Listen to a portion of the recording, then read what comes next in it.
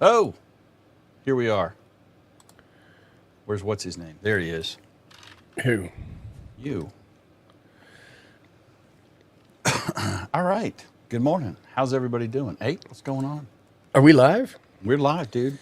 Damn, I was messing with my settings. It's a good thing I didn't say any cussing words. Quit your grinning and drop your linen or something like that. There was another one I heard in basic training, but I'm not going to repeat that one. It had to do with socks. Oh, yeah, you probably don't want to say that one. Right, at least not in the first 8 seconds.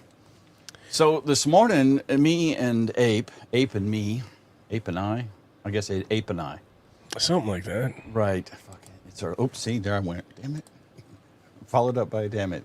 Ape and I are, no, this is not the new D-Star radio, Ron. No. We don't, D-Star don't go around here.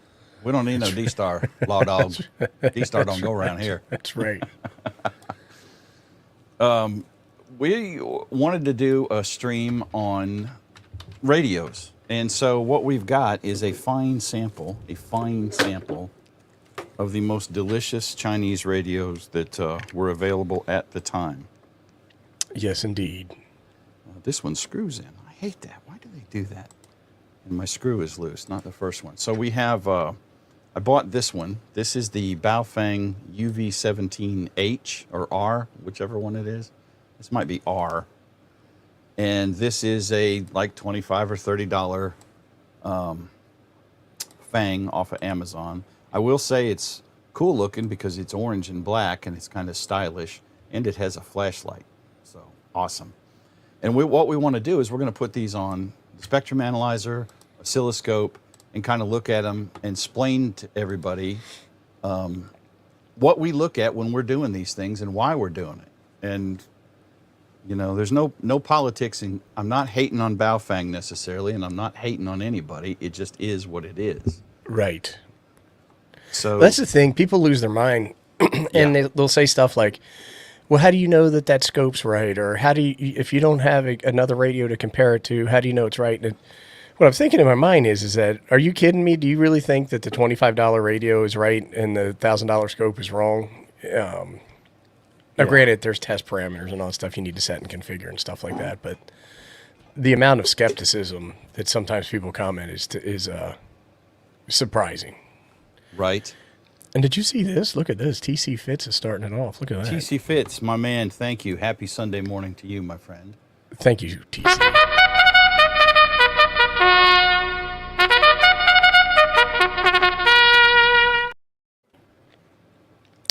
You know, and I get it. Like, if you have a radio that you saved up some cash for and you ordered it without your wife knowing about it and you get it in and you're totally stoked about it, and then you get some a-hole like us on the internet run a test on it and be like, this thing sucks. You know what I mean? Like, I get that point, and I understand why somebody would be upset. I've been a victim of that myself.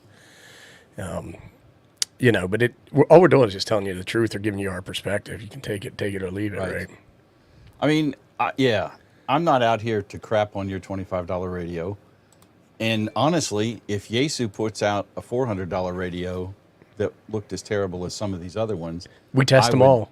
I would take a dump from on high on Yaesu. Right, we test them all. Right? I would speculate, I would pontificate, and I would, metaphorically defecate as well on that radio. Right. So it is what it is. And then the other thing I want to say about it, you know, and I think Ape has said this before, it's like, listen, I know not everybody can afford an FT5D or a D74 or an ID51, whatever. I get that. Or they just don't want to spend the money. Maybe they got it. Yeah, or they just don't want to spend the money. I mean, save up and buy something good. Buy once, cry once. But it also comes down to, listen, here's what the FCC regulations say, and that's it. That's what they say. And this radio does not meet that regulation. And technically, if you willfully violate those regulations, you could be fined. You could lose your license. So, you know, you do what you want. You do you. But yeah, the reason I like testing stuff is that because I think about the guy who is working a hard-time job and he's got a couple of kids, and he wants to take some steps towards preparedness because of wildfires or volcanoes or whatever, the Right. tsunamis, whatever the case may be. He wants to get into communication. And what I don't want to have happen is them go see a video where somebody takes it out of the box and they talk about how fantastic look at the way that on and off knob works. It's fantastic. You know what I mean? I don't want somebody to see a video like that and then potentially buy a radio that doesn't perform well. So I just want to put the information out there and be like, look, if it is a hardship or it's a financial consideration to buy a radio, you want to be as informed as possible and then get the best value for your money that you can get. I get that some radios, when they're like, this is a yellow one, that the color is cool and, all this other stuff. But some of these things, they can't hear well. They can't transmit well. They transmit all over the place. And it's just like saying, hey, this is something you need to take into consideration when you buy this particular product. Yeah, I mean, and just picture it on field day. You're at your first field day, maybe your second field day, with all your ham bros, and you're cooking, and everybody's got their little HTs, and y'all are chit-chatting on 146 something or other, and you've got your Abri AR869, arguably the crappiest radio I have ever bought and tested. This thing transmits on 4 frequencies at the same time, some in VHF, some in UHF. You're like, this is the Splattermaster 3000. This thing is horrible. So yeah, I laughed so hard when you showed me the output of that one. I mean, you're not doing yourself any favors, and you're not doing your buddies any favor, because you are interfering. You are absolutely interfering. So, Well, the other one is that, people will do a quick test on the repeater or get their buddy to stand down the street, and they do that. And, somebody's like, well, my friend Earl says I sound real good. I don't know why I always do that accent. So if that's your way you accent, I'm sorry. But, be like, my buddy Earl said that I sound real good, 5 and 9s. And maybe Earl needs to go to the ear doctor. You know what I'm saying? Right. It's like those guys on POTA. Oop. Say again. Yes, you're 5'9". 5'9". Yeah. Right. Hey, thanks, HOA.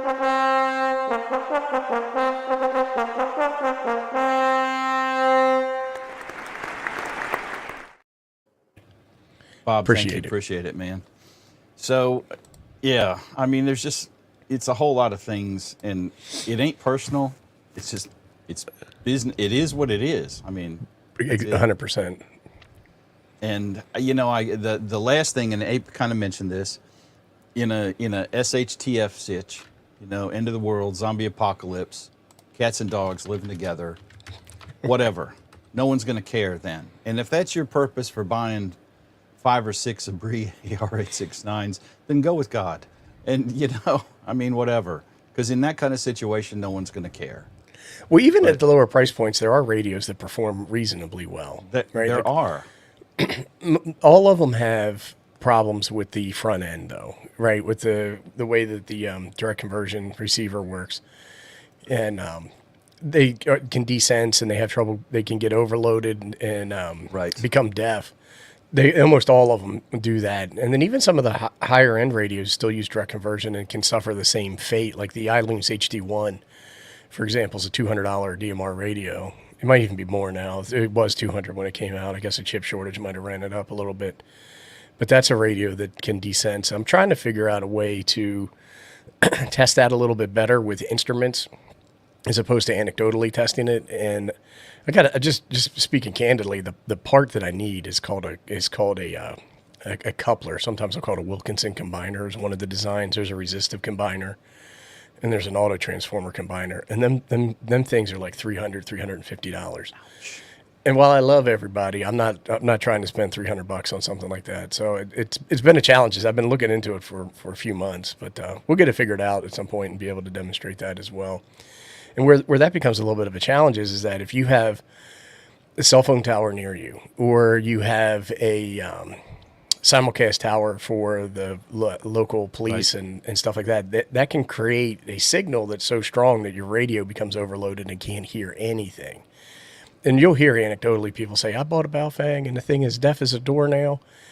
And then you have another guy who lives in an area where that's not an issue, and he's like, my Baofeng here's great, So it's just something. It's just another test or data point. I think today we're talking more about transmitted signals versus received signals. Right, right. And, and we've said this, I know I've heard Ape say it on many of his videos. A lot of these radios it's the same radio repackaged. Yeah. It is the exact same radio repackaged. I have this one that I apparently left it on and the battery died. This is the GC5, which is the same six, or right? very similar as something that's packaged as a Baofeng, and I don't have the Baofeng version of it. Is that the 6 or the 7? I think it's the. This is the green one is the GC5, and the orange one is the Fang UV-17R.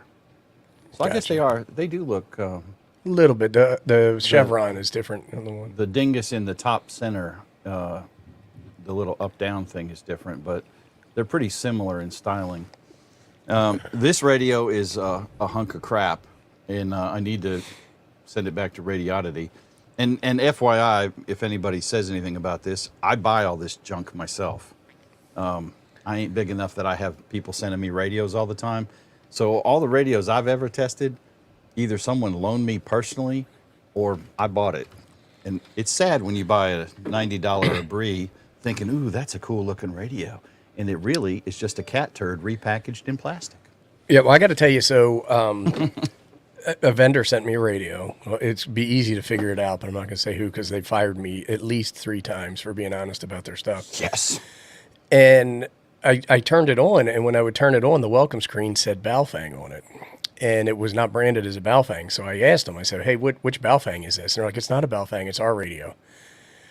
And so I sent them the picture of it turning on, and it said Baofeng. And they said to me, will you please not show that when you do the video? And we're working on a firmware update to make it say something different logo when it comes on. And I told them, no, I wouldn't do that. And then I opened it up, and the main board had a Baofeng model number on it, and it said Baofeng radio model number. And so I told him, I said, look, if I do a video on this, then I'm gonna show this. So I do get sent equipment, and I'll talk to the vendor, and we'll agree to not do the video. There was one, I can't remember what it was, but they sent me something, and I was doing some tests, and it was really, really bad. And they said to me, just consider that a gift from us. And, there's no need. Please don't tell anyone we sent it. Right. They were like, there's no need to post the video. So a lot of times I won't, because I'm not trying to hate on anything like that. But if it's something that's like overhyped and everybody's talking about it, I'll do the video. And, right. Hey, Andy, what's up, buddy? And then that's where people will get upset. Right. And, like you said, we're not trying to hate on anything. It is what it is. And you guys may notice, and I'm not hating on any YouTubers, that's not what I'm saying. But like Abe's talking about, companies will promote a radio, and they'll send it to some number of people who will do reviews on it. And, so it gets a lot of traction, and everybody's like, well, it's on the internet, it must be cool. Well, I did. Some is and some ain't. I've done plenty of videos in the past where I didn't understand about spectral purity, for example, right? Or what a carrier signal should look like. And I'm like, hey, this is a great radio. I love it. Here's my affiliate link. And I've gone back and did updates to a lot of those, but those videos are already out there. But I've done other videos showing, hey, this one actually is a problem, and I stopped using that radio. One of them is the Radioddity. I think it's it's the GD5. It's an orange one. It's one of the first ones that came out with USB charging. And it was super easy to program. It's like a fantastic radio, except for the fact that it kicks spurs like crazy. And so now it sits in the junk pile. Yeah. It just, you guys like these videos, I like the videos because I want to, oops, I can't touch that. I like doing the videos because I want to know, these low-end radios, so there's any number of them, and low-end means anything less than an FT5D money or a ID51 money. But, Well, I did a video on an ICOM radio that didn't test as well as it should have, and I posted it, and I got a message about it. And I was like, look, my job is to First off, you didn't send me the radio. We didn't have any agreement. I paid for it, and Right? my job is I like testing stuff, and I like making videos about it, and I don't care who or what it is. That's what I'm going to do, and it's that. So you would metaphorically defecate on it, is what you're saying? 100%. Awesome. So what we're going to do today, God willing, and we can figure out everything because this is complicated. I'm in a nest of gear and wiring you guys can't see here. We have some of these radios, and we wanted to pop them on spectrum analyzers and on oscilloscopes. So I had to, the software for my, morning, Marvin. The software for my spectrum analyzer is a little 1992 interface level. It looks cool at first. It does until you're having to use it, and then you're like, oh my God, please kill me. And so what I wanted to do, let me pop my screen over so you don't have to look at my ugly face. So this is the DSA 815, and this is their app. If you guys got any questions, holler a question, because I can't see you. I'm looking at this thing right now. I'm going to put you on solo layout. Okay. So this is the Baofeng UV-17R. I'm plugging in and turning on. Welcome. Frequency mode.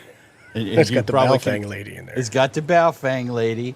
And so we're on 146.52, and we are scanning from 100 to 140 to 500 megahertz, which you can see on the screen. And some of this stuff shows up for you guys, and some of it doesn't. I'm moving the cursor. I don't know if that's visible or not. But this is our span. We are using a resolution bandwidth of 30 kilohertz. And this, pretend you can see this line. This doesn't show up on the app, which is irritating. There's a 16 dB marker line right here, just about halfway between -10 and -20. And that is the goal for where we don't want to see harmonics above.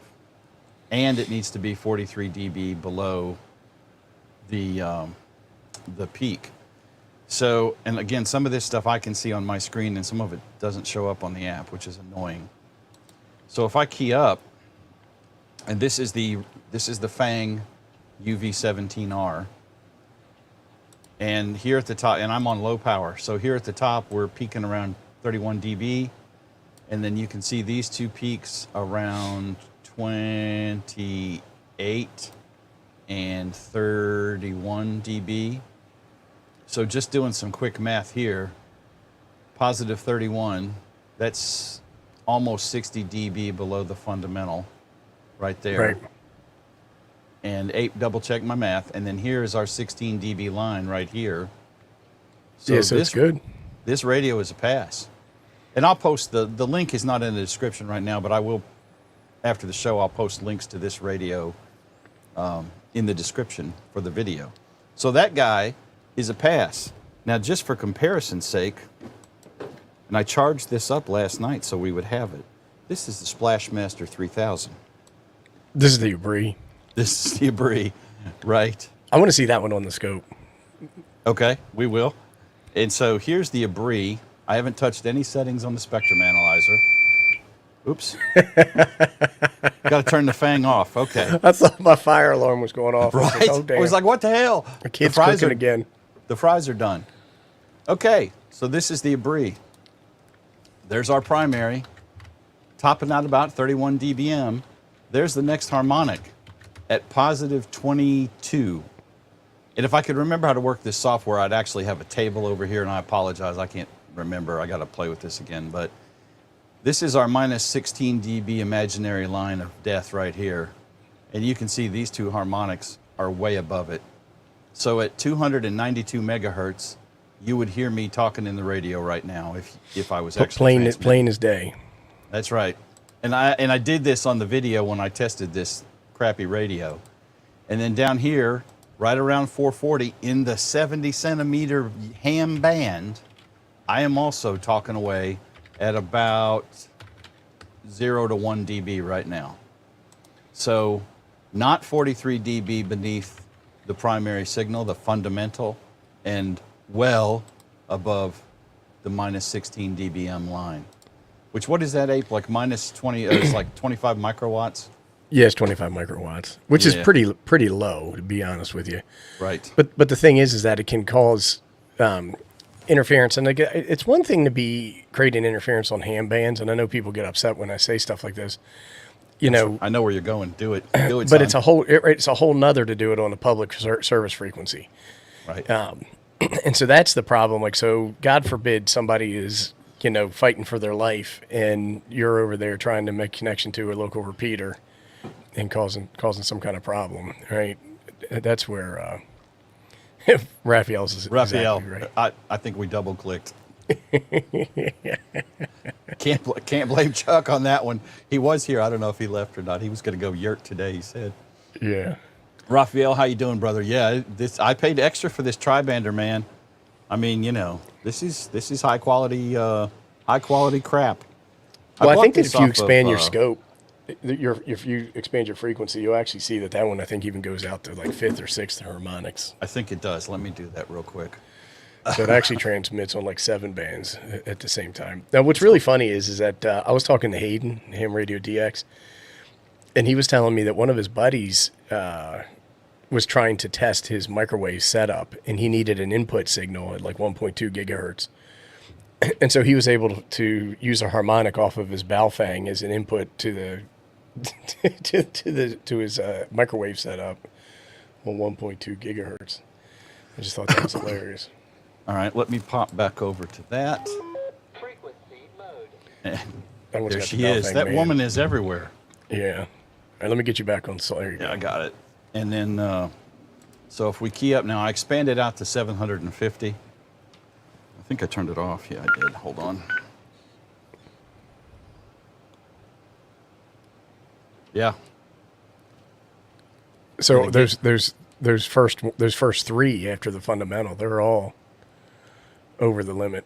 Well above the danger zone, which is right there. Yeah. And that is probably in, let's see, I'd have to do more math than I'm comfortable with, but that's about 570 megahertz. So that may be up in public safety. Yeah. Yes, I mean that's a little bit of a jank thing. Let me do a quick show. I hooked the talk pod up to my Spectrum analyzer, Oh my God. and I have a real hard time trying to figure out what the worst radio I've ever tested is, and it's probably the talk pod, but It is. the TID radio, and I've got a stack of these because they keep sending them to me. This one might be the worst because in certain cases the battery gets hot and can shock you or burn you, and that's probably the worst. And it also makes that crazy noise on certain frequencies. Right. But the TalkPod signal is just it's atrocious. So let me do this quick. The turd pod. Yeah, the turd pod. Let me embiggen you. So when you See, when you look take at a you look, all professional. I just didn't even do me on the screen. so that blue line is that negative 16 dBm that we're talking about. So they need to be below that is one of the criteria, but also they need to be 40 dB down from the fundamental signal. Was it 40 or 43? I don't know where It's 40. But if you take a look at this one, Okay.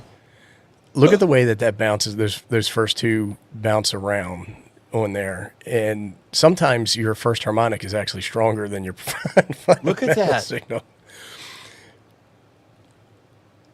Yeah, that's just nuts, right? That is And so a you can shit also pod, see straight up. Man. the quality of that. Like a lot of times, like what I started doing is looking at the actual output on the oscilloscope, so you can see the quality of the carrier signal. Somebody says, "Smoking Ape, did you get the shocking radio after you did a bad review of the radio?" I did the first review of the radio, and they told me that I had bad firmware and a bad battery, and they sent me a whole nother radio, a whole new package of everything, exact same problems. And then they sent me a third radio. They sent me a battery. They said, this is a fixed battery. Exact same problems on the first 2 radios. And then they sent me a third radio, just the radio, no antenna, no charger, no nothing like that. And I have not tested it, to be honest with you, at the level that I need to. Tio's saying that, to be fair, the TalkPod 836 Plus is not a ham radio, very poorly marketed as a GMRS radio that can handle ham bands. So I think that was true when they originally came out. So when they contacted me, they asked me if I wanted the GMRS version or the ham version, and I told them I wanted the ham version. And the one that they sent me, big old sticker right on the side of it that says it is the ham version. Now, granted, when I take a look under the battery level and look at the FCC ID has GMRS in the ID. So I don't know if it's very poor marketing or if it's nefarious marketing, right? Where they're just trying to capitalize in on the on amateur radio operators. Well, that's a very good point. You got to kind of wonder, they just not understand the difference. Kind of deal. Yeah, let me do this real quick. And my desk is a mess, and you're all going to see it. And I'm going to just apologize in advance. It's not too bad. Let me transition this way, and let me do this real quick. So here's the box that it came in, and when I got it, I was like, damn it, they sent me the GMRS version. I wanted the ham version. So all the packaging does say GMRS all over it. But if you take a look right here, TalkPod 836 Plus radio ham walkie-talkie. And then you can see the FCC ID on there. It says GMRS in there. But they insisted that this was the ham version, not the GMRS version, because that was definitely something that I wanted to get sorted out before I did the video. Right. Let's get you back in here. Awful lot of mouse clicking today, I'll tell you that. Yeah, my finger's tired. My finger's tired. And I don't know what has happened. We're going to see if this still works. I whacked the HDMI video capture dingus. 100%. And one of my monitors went out, and I don't know. It looks like when you keyed up, your monitor went off? The oscilloscope, when I whacked it with my knee, the oscilloscope's still showing up, so that's a plus. We hit that, close that menu, son. Okay. Uh-oh, you froze up for a second. It might have been me, though. Well, this is the weirdness. I've noticed the freezy thing kind of happening. See?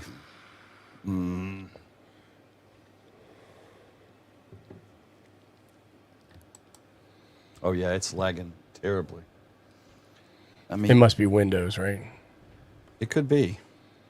It could be. I unplugged this USB adapter. That doesn't seem to have helped. But I still have lost a monitor. Just quit videoing.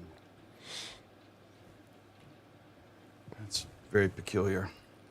I turned off the monitor. I don't know. Yeah, that was a super chat dance, Bob. That's a delayed dance. Thank you for your super chat earlier.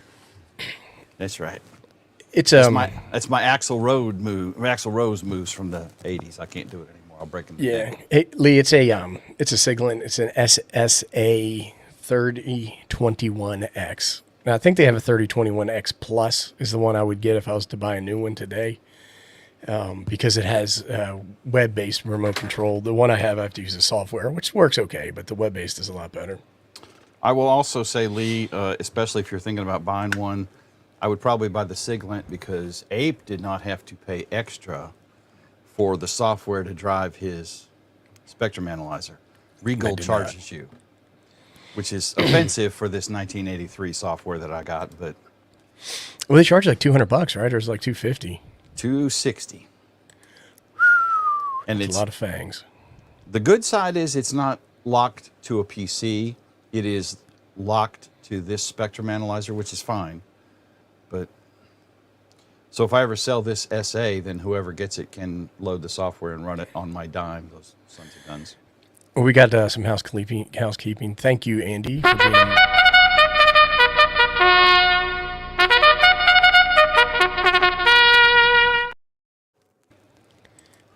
And then Raphael with 50 reals, I think is what they use there. And he's in Brazil, right? Right. And let me get to the... Wow, Raphael, thank you very much. To the clicker.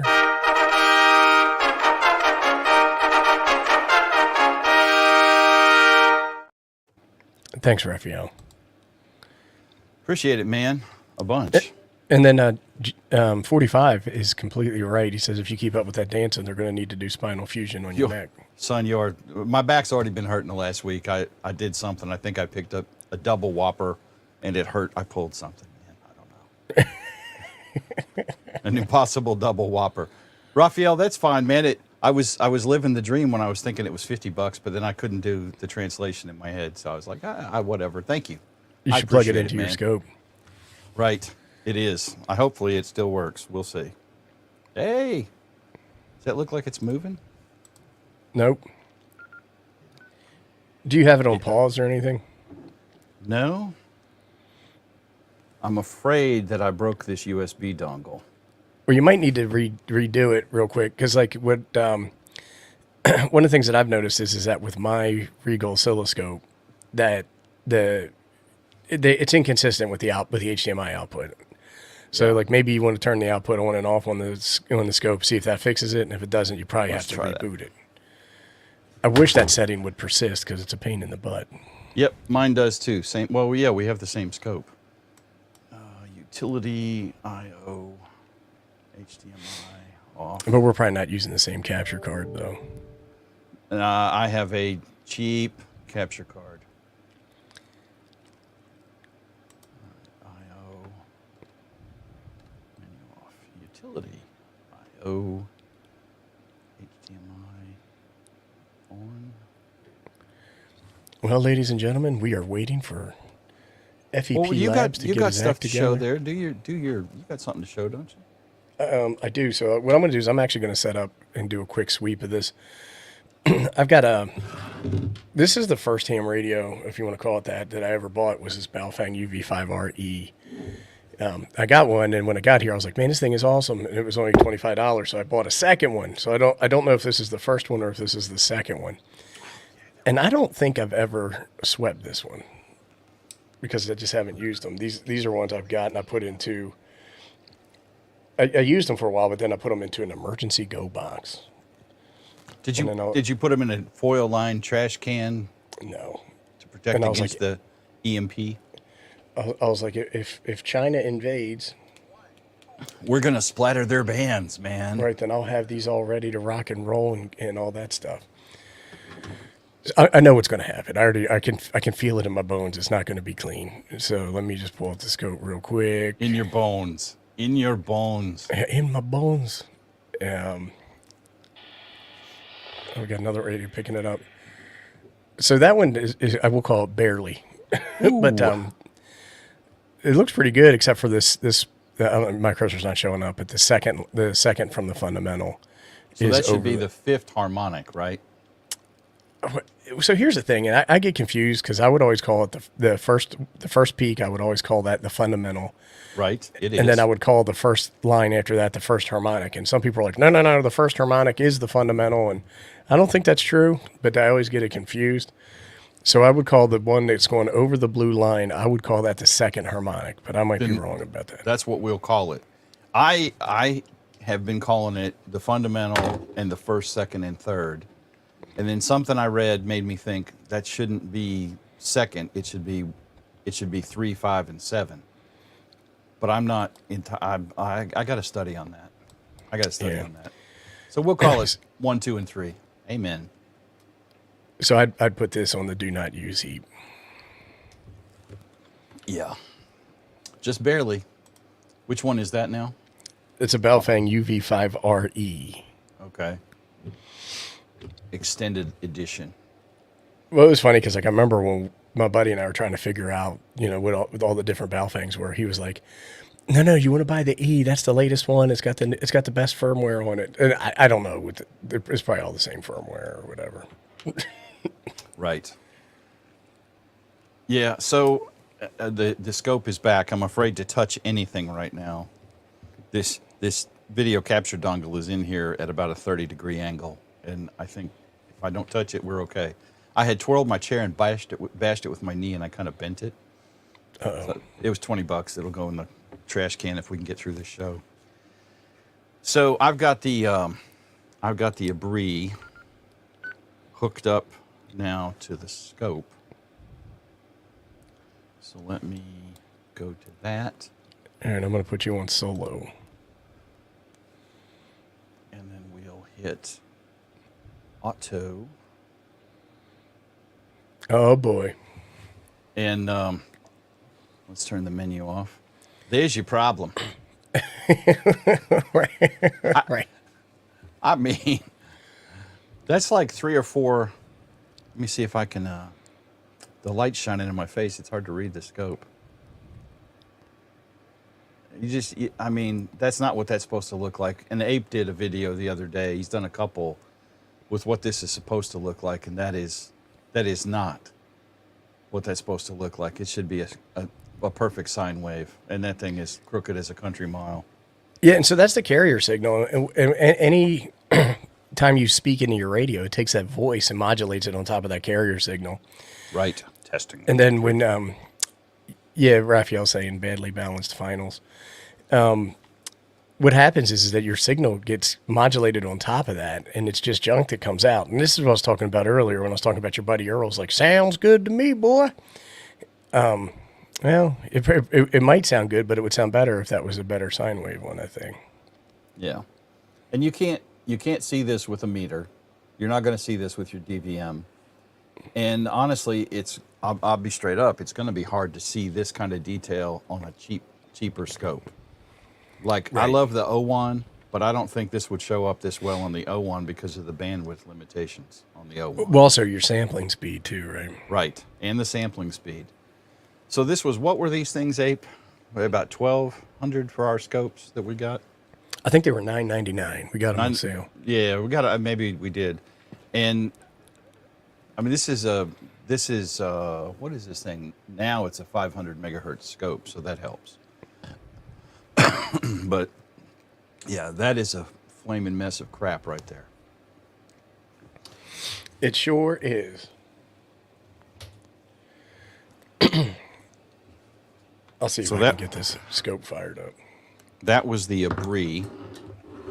And Steve said something in there about, the ridge of distortion. That is exactly right, Jeff. I like that term, the ridge of distortion. So now we'll take a look at the Quanshang.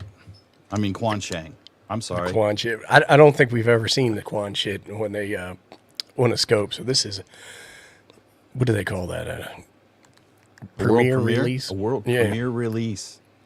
Okay. All right. Let me enscope myself again. Were you ready to go, or you want me to go ahead and do this? It's all you, brother. Okay. Welcome. Thank you.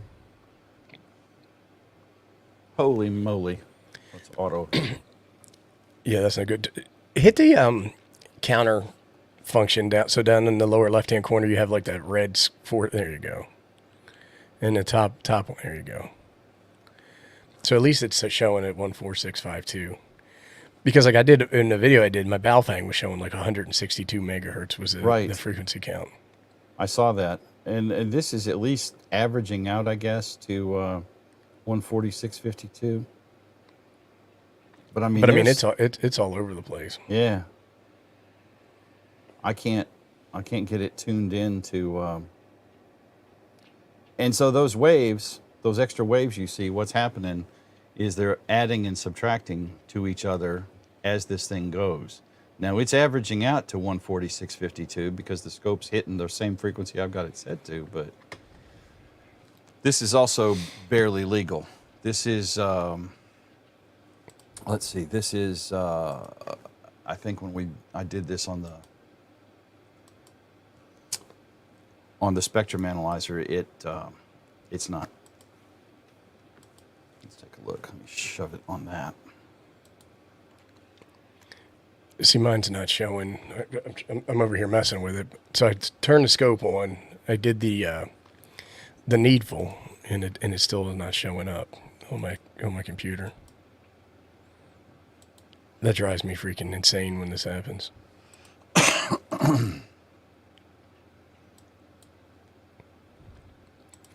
So now I got to reboot it, and it takes forever to start up. All right. Well, while you're booting, so this is the Quanshang on the spectrum analyzer. Hold on, I want to see it, so I got to find my way back to it. All right, I'm there. Okay. So same settings, and we're all the way out to 750. Here is our imaginary line right here. And if I could remember how to get the markers to show up in the app, But that's like right on it, right? It is just right on top of it. It may be a little over if I remember right. So the Quansheng K5 is barely legal. But it's also kind of ugly because that's a lot of harmonic action out pretty far. Now, keep in mind, it's not just 16 dB. It's got or 16. It can't be more than 16 dBm. Make sure I'm saying this right, Ape. Negative 16 dB. Negative, yeah, it can't be more than negative 16 dBm, and it has to be 40 down. 40 dB down from the primary. So our primary is at 31, and this is at, we'll call this minus 16. We'll call it minus 15 just to be cool. So that's 45-ish dB down from our fundamental. And if it's below minus 16 dBm, then it's legal. It's ugly, but it's legal. Frequency mode. So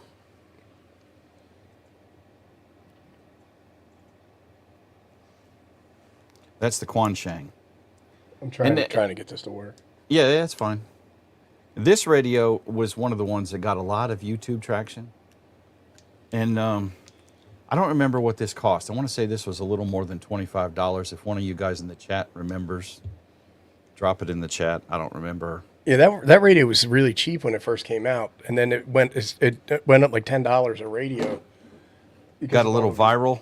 It got a little viral. Yeah. I wonder. I need a dang screwdriver, and all my tools are on the desk behind me, which you can't get to right now. All right, I think we're going to be good here. Do it. So let me do this. This is the talk pod hooked up to the scope. And let me go into solo layout. And so when I key up, you can see that it's just messy everywhere. And it's on 100, Lord. Well, it's on 146.52 is the output. But if you take a look at the counter, you can see it's showing that the first harmonic at 293. So that's no good. The first visible harmonic, whatever it's called. Let's call it Steve.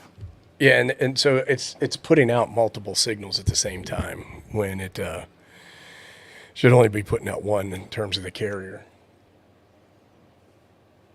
Oh, there we go. That was a speed thing. It's only putting out one, but you can see how messy it is. Wow. Yeah, that's all over the map too, isn't it? Yeah. And see, look at so you have the higher peaks and then you have the lower peaks. And he's got this stopped, right? This is in stop mode. You see the stop run at the top center. So we've caught this wave at a moment in time, right? And so what I think's happening is I think that it's the biasing voltage on the final amplification stage is not consistent. I could be completely wrong about that because I'm not an expert on the innards of radios by any stretch of the imagination. But I think that that's what I would suspect is it's getting inconsistent voltage to the output. And so that's why I say, like, in terms of transmitting, this turd pod it's a hunk of crap, right? Yeah. Well, what's and a GMRS frequency? Because everybody like, actually, I can just tune it to GMRS. Never mind. I don't. Yeah, it's 462. Yada yada yada. Ah. Oh, If I can remember how to switch it to the other. Channel mode. Menu. I'm trying to get a Baofeng UV-17R battery into the GC5 so we can look at it. And surprise, surprise, the battery, does that fit? No, it doesn't. It's just almost the same size. Well, crap.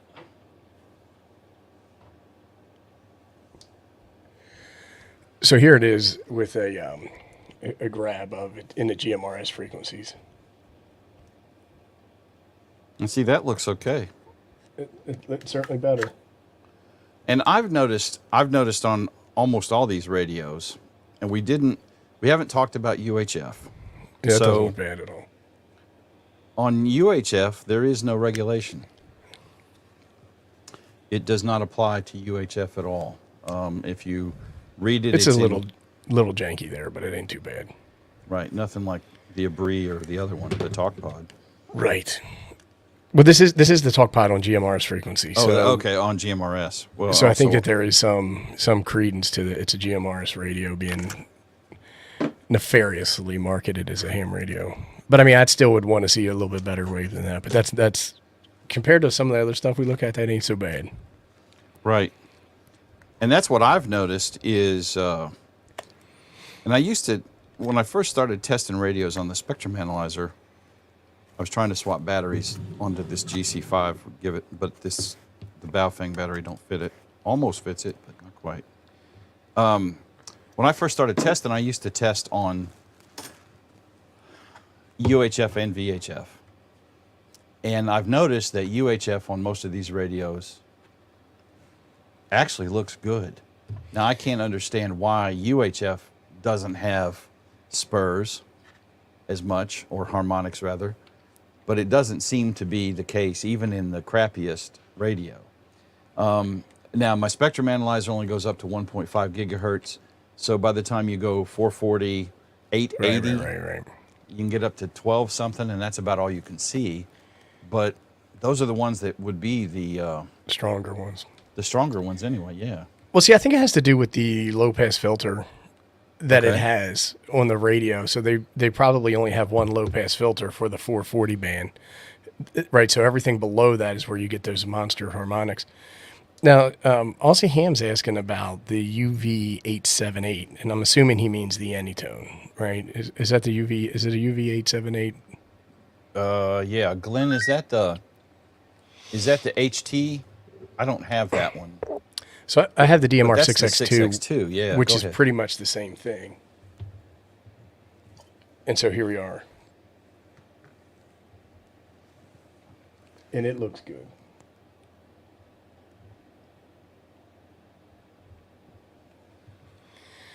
Nothing wrong with that radio. I love this radio. Yeah. And we all, well, Chuck doesn't have one, does he? Steve's got one, I got one, you got one. We love the 6X2. Yeah, I don't think he is. And then I think Raphael's on to something here. The output filter is generating some kind of feedback. Yeah? Yep, and Glenn's saying he meant the Anytone. So Okay. Yeah, I've got an Anytone. I have the Anytone mobile radio, Glenn, which is a 578, I think. And I've actually never plugged it in. I could do a video on it if you guys would be interested in it. get I after it, son. I suspect it probably is pretty clean. I'm sure it is. Anytone makes great stuff. And Yeah. so I did the Retevis RT95, which is made by Anytone, and it was clean. Now, is Retevis sold by Radioddity or Radioddity? How does that work? Retevis is sold by Retevis. And Okay. and so some radio manufacturers, like Anytone is a prime example, they'll make a radio that they sell under an Anytone brand name, a Retevis brand name, and a Radioddity brand name. Okay. And I even have it on pretty good authority. They make a radio that's sold under the Yaesu brand name. What? Does Yeah, I Chuck thought we know talked. I this? didn't tell you about that. So the I don't know if it's fact or fiction, but the person who told me, very credible, and they said that the 4X, whatever it is, that little dual bander, the lower end HT models made by Anytone. So, or at least they had a stack of boxes of them at the Anytone factory. At the Anytone factory. Right. Wow. Well, I don't know. I mean, I think we've covered a pretty good amount of ground here. The spectrum analyzer side, I was talking about it'd be hard to see some of this stuff on a lower end oscilloscope, and by that I mean really less than 300 megahertz. You're not going to see. It might show up. I don't know. It's going to be iffy, but. So, like, look at the O1 scopes that we have. I think that they're 100 megahertz scopes, right? I think that's right, yeah. So you're not going to see 14652 on there, right? Right. So, Or it'll be so attenuated you'll miss, like you wouldn't see the hump in the abri. You'd see some approximation of it because you're pushing way more bandwidth than that scope can take. well, it starts to attenuate the signal too. So, like, if you feed Yeah, an that's input what I'm signal saying. in, then they say the usable range is 3 dB. But it just depends on the scope, right? So, like the scope that we have at the base configuration is a 70 megahertz scope, so it's probably not going to do it. You would need to get the upgrade license to the Right. 350 or whatever it is. Yeah. 350. It is 350. You know what? You know what? When I pumped that GMRS frequency in there, that was 460 megahertz. That's probably pushing the upper bounds of the sampling rate of that scope. So that Right. I might not fully trust that waveform output. That's the problem, man. Like if you want to get like a gigahertz scope or something like that, you're talking multiples of thousands of dollars. Like the price range is it's exponential, right? It's a logarithmic. Yeah. It's crazy. A low end 1 gigahertz scope is probably 5 digits without the Yeah. decimal point. Yeah, that's right. That definitely sucks. But the other thing I wanted to mention, and I got to point the right way. Ape has done, see on the screen, you're on this side of me, and never mind. Ape's done a bunch of videos with the Tiny SA, and actually so has T.O. Right. And the Tiny SA is nothing wrong with it. Is it an NIST certified test device? No. But for ham testing, it'll work just fine.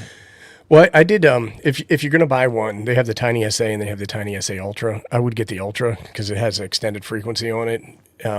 It's just also it's got a bigger screen. It's about $125.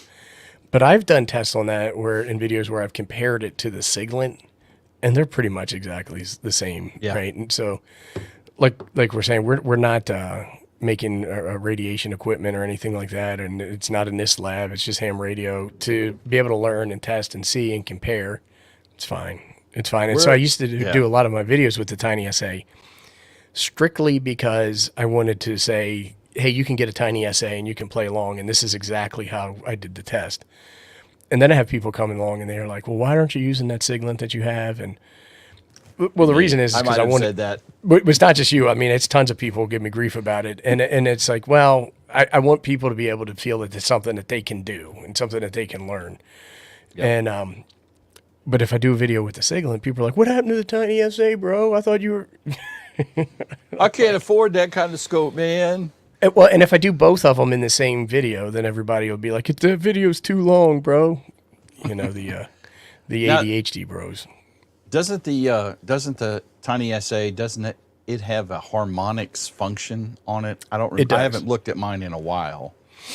It does. And so when you start talking about like higher end equipment and even the scopes that we have, then you have to buy the licensing packs on there.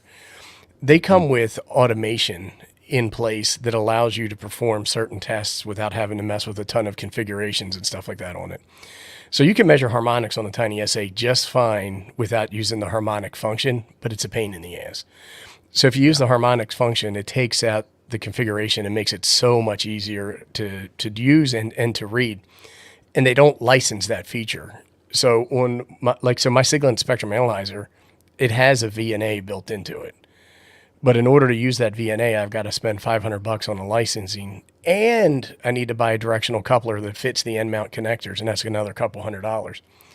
So I just use the Nano VNA, right? But I mean, I would prefer to use the Siglent, but I'm not going to spend. It's about $800 to get that feature out of there. So I'm just not going to. I'm not going to spend the money on that. I would do it because I'm reckless, but I know you would. But so I got all these freeloaders in this house. I'm gonna wait till one night late when someone's had a couple too many Miller Lights and need to buy that. I've been close a bunch of times to do it. Right. But I think the other one is it doesn't have a Smith chart. I have to go back and take a look at that. I think that was the one deal breaker for me. Okay. Oh, I agree with that. That would be kind of because that's the one thing that the Nano has a Smith chart on it. So. Yeah, and I love having that Smith chart. Yeah. Now you've got a couple of really nice Nanos though too, honestly. I do. I've got the Libra, which is all software, which works great. I never use it that much, but I never use my Libra too. Don, of course, is constantly like, bro, you need to fire up that Libra and see how it works. I like the Libra, but the Nano VNAs are so much more easy and convenient, and so I just use them. Yeah. And I had to buy this software, and that's the Ape's Spectrum Analyzer. They let him have it for free. I had to pay the man so I could use this crappy software from the Clinton administration times to even do it. And Yeah, and this it's weird. This was free. This software was free with the Spectrum Analyzer, and I run it over a USB cable, Okay. which isn't a big deal. What I would like is HDMI out, and the thing is, it's actually more than like I got to go like this to touch it. So I kind of like to be able to control it from the screen. But I watched this one guy, Tony Albus. You probably know him. He's Yep. like a German electronics guy. Yeah. He used VNC to remote control his Spectrum Analyzer, and he had I don't remember if he had the same one I have or if he had the Plus, and it just gave him it looked exactly like the Spectrum Analyzer, and he was able to click on the buttons and everything, and it was like my software. My Spectrum Analyzer controls don't work this way, so I always forget what I'm doing, and it drives me bonkers. Well, that's with me in this Regal software.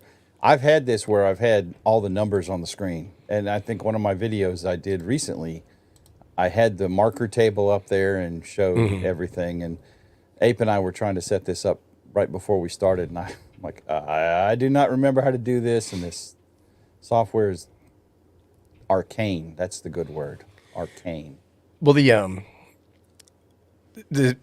Tiny SA, one of the reasons I like it is that when you go into that harmonics function, boom, put some markers in there for Yeah, you.